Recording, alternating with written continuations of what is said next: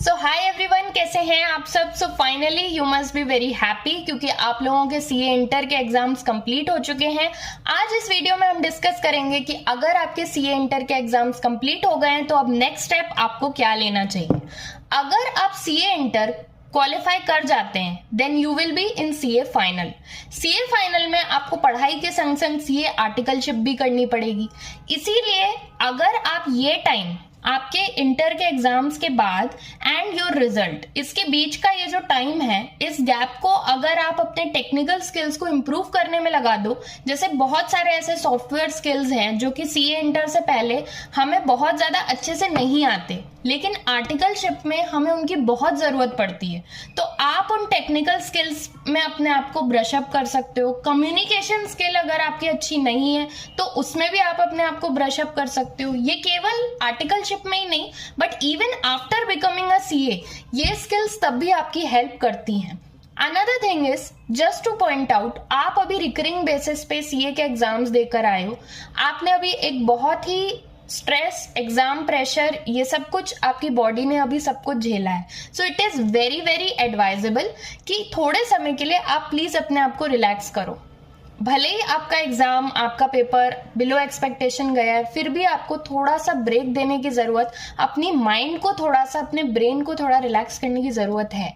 So please do ensure कि आप थोड़ा सा ब्रेक देने के बाद ही किसी दूसरी एक्टिविटी में इन्वॉल्व हो, otherwise you will just get messed up after few days.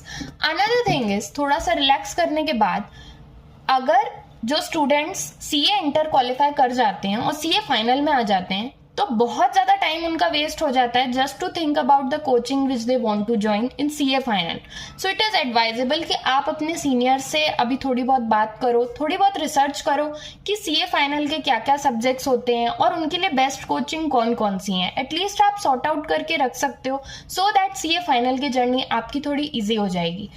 Adding to this, also you can talk to your seniors, you can have a plan about your articleship as well। आपको कहाँ से articleship करनी है, किस तरीके की articleship में आपको इंटरेस्ट है, क्या आपको किसी स्पेसिफिक डोमेन में आर्टिकलशिप करनी है या you want multi skilled articleship, किस तरीके की आर्टिकलशिप आपके लिए बेस्ट सूटेबल होगी, वो सब कुछ एनालाइज करने का टाइम यही है। क्योंकि अगर आप क्वालिफाई करने के बाद करोगे, हो सकता है आपको उतना टाइम ना मिले और आपको आर्टिकलशिप में एनरोल करना पड़े।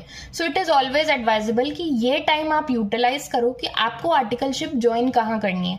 भले ही आप अभी फाइनलाइज ना करो but you can have options for you कि okay these are the 4 options. CA final में अगर मैं आ जाती हूँ तो फिर मैं इनमें से ही इसको यूज करूंगी। So that is advisable.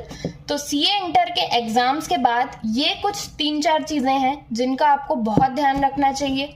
अगर इन केस आप सीए फाइनल में आ जाते हो तो आपका टाइम वेस्ट ना हो, इसीलिए मैं ये वीडियो लेके आई हूँ कि बिफोर हैंड आप प्रिपेयर्ड रहो सीए फाइनल में आने से पहले for all the upcoming challenges, and all the best for your journey ahead.